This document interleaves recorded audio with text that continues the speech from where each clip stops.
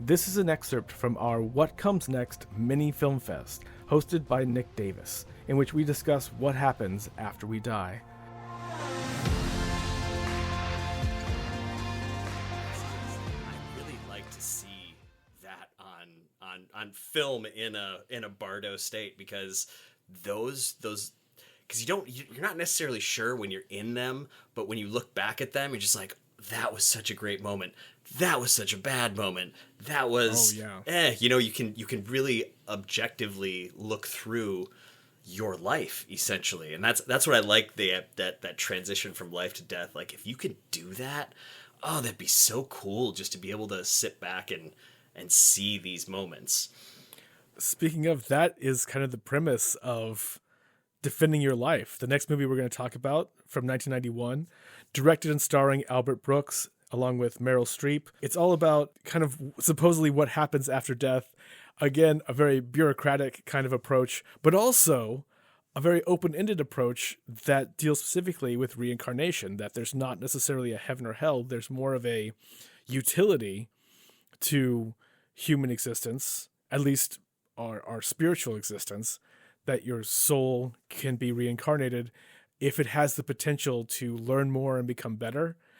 And the other side of the coin being, if it doesn't, if you're too much of a anxiety-ridden schmuck, they're just going to say you disappear.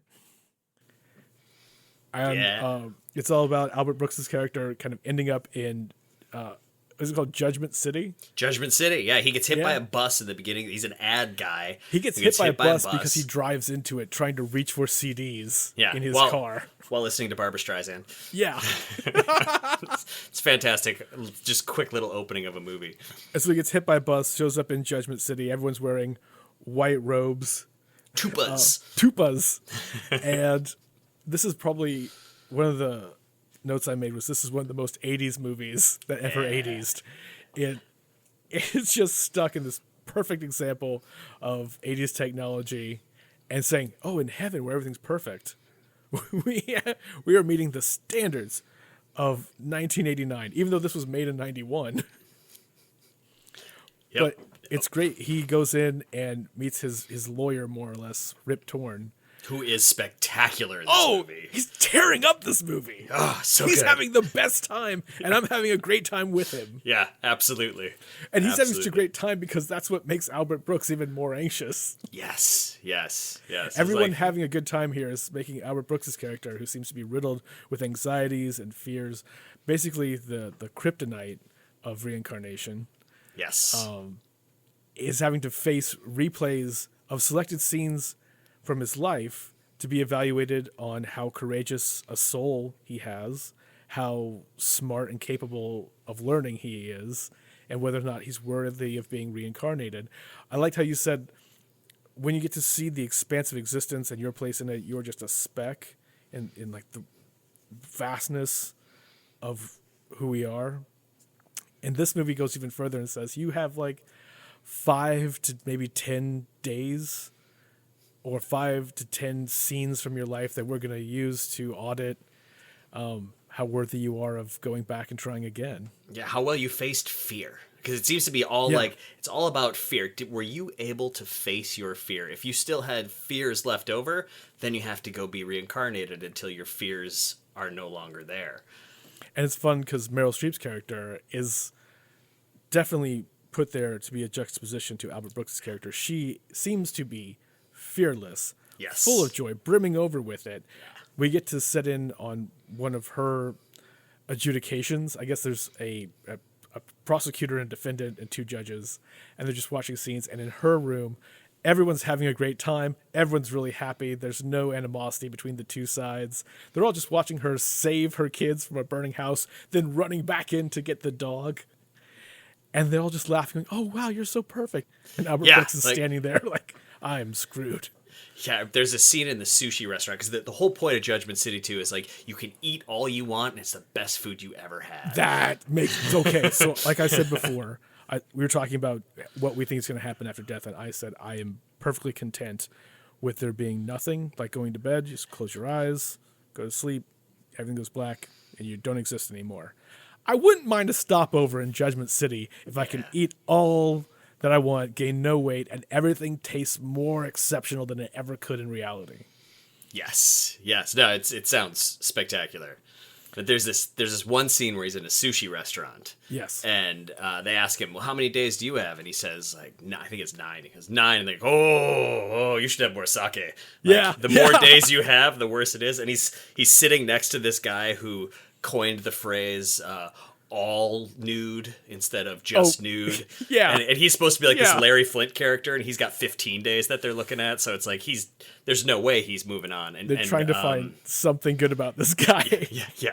And Meryl Streep has 4 days, so it's Yeah. like the less amount of days you're looking at, because you're looking at moments of fear, and then you have a defender and a prosecutor kind of going like, see, he was afraid, and the defender going, no, he wasn't afraid. He was feeling this and this. And Oh, and Rip Torn is Albert Brooks's defender, and he is like the schmuckiest, lying used car salesman lawyer, really spinning everything they see into, no, Albert Brooks was the most courageous and benevolent man. I think, peeing your pants is the first line of bravery. Right. He's trying to spin everything. And meanwhile, you're watching Albert Brooks in this Judgment City, and he's just riddled with anxiety and fear about everything. Yeah. You're like this guy's not moving on. Like, what is that's He's funny. practically doing a Woody Allen character. Yes. Yeah, he's just great. There's a moment where he and Meryl Streep, because they kind of fall in love, and they're having dinner, and he notices his prosecutor's there, and he just like he gets paralyzed by fear, like, oh no, I'm not supposed to be here, I can't be seen with you. And she's like eating some pasta, and just have this endless noodle is going into her mouth, and he's like, just bite it, please bite it. And he's just getting so anxious and freaked out because his prosecutor's watching all this, not recognizing that the whole point is to not have fear, and then that eventually bites him in the ass. And if nothing else, this city is supposed to be probably the safest place in existence. Nothing can happen to you here that isn't kind of already going to happen, and it's all based on how you've lived before. It's a paradise. It's a transitional place, but a paradise. Yeah. And he's still having anxiety there. And in fact, that scene is replayed later on when he's back in court, basically, as being like, even he and Rip Torn, his defender, even says, we never show anything from Judgment we stopped City. doing this. Yeah, they're like, no, he still has fear and anxiety here. He's not getting over anything. I think this movie is a really great compliment to What Dreams May Come. Like, you and I looking at it after having some more life experience, being a little bit older, and seeing the codependency aspects of What Dreams May Come, and then maybe being able to look at Defending Your Life and recognizing that anxiety and fear hold us back in so many ways, and are possibly the things after we die, those regrets, that would keep you holding on, that would make you want to be a ghost or make it impossible for you to move on to the next stage in spiritual evolution or to heaven or whatever. Because there were things you wanted to do, things you wanted to say, or places and times where you wanted to stand up for yourself or others that you didn't. You chickened out. Right. I that's the one thing I really took from this movie when I watched it as a teenager, when the several times I've watched this movie throughout my life, I have really bought into that idea, and I've been trying really hard to eliminate fear. And eliminating fear here bites me in the ass often, because I speak truth to power like I probably shouldn't, but I'm just like, in the end, I think there's something to this. Like, I think facing fears, overcoming fears is a big part of this existence. So I like agree. that. Yeah. Complacency is definitely not the way to go. Yeah. Rolling over and letting life just happen to you. Right. Yeah. Face it, and come out stronger. And you know what the worst thing that can happen is? You get scared. You die. Oh, well, wait a minute. You can't say the worst thing that's going to happen to you is death, because to most living people, that is the worst thing. But that's still a fear. And the one thing that is guaranteed in this life is that we're going to die. That's true. That has honestly been a continuing critique I have about horror movies. And I realize with horror movies, you have to go into it and accept that caveat. If you have accepted that death is inevitable and you are no longer afraid of death, horror movies don't mean anything anymore. Yep, At that's best, exactly they could be it. good special effects. Because every horror movie hinges on a threat of death. And I don't think that's that scary. Not really.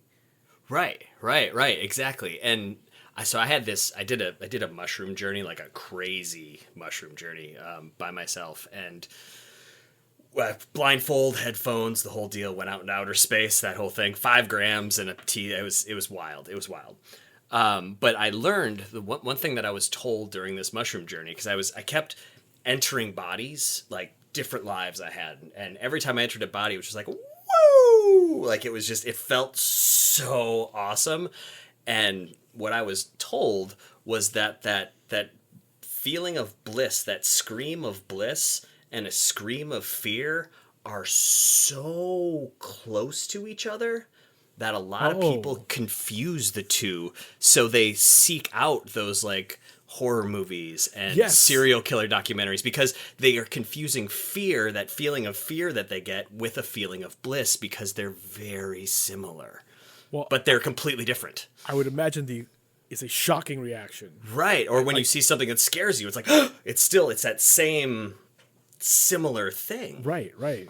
You put yourself in a state of like almost paralyzed fear, and I only say this because they're just so popular. That's gotta be comforting to people, I guess, because why else are you doing it? It sounds like it's just silly. Someone I recently talked to mentioned that we have a natural instinct to try and see the tiger in the grass instead of always looking at the pretty sunshine in the sky. So I think with true crime, it's playing into being fearful, being prepared, avoiding pain, but also not being in the moment of projecting yourself into a hypothetical fear-based situation. Yeah. Instead of looking at the blue sky, the clouds, the birds, and enjoying the moment where you're at and being able to feel bliss in the present. Yeah. 100%. 100%. I think that is Hollywood has great interpretations about what happens, after this is all over. And it's fun to ponder it. It's fun to move around, move your life depending on the things that you see, things that resonate with you, like Bardo and Defending Your Life, and even Beetlejuice. Like, these things give you this kind of idea of what it could be. And based on my meditation space, all my guides are movie characters. All the places I go are movie things. Like, these things have an element of staying power with you. So if when we die, which we all will, we get to that point, for me, I know there's going to be a lot of movie stuff happening in there because I have put so much emphasis on these movies, and these movies that kind of help make that space a more peaceful, loving, great space. I think it's worth examining in that particular way.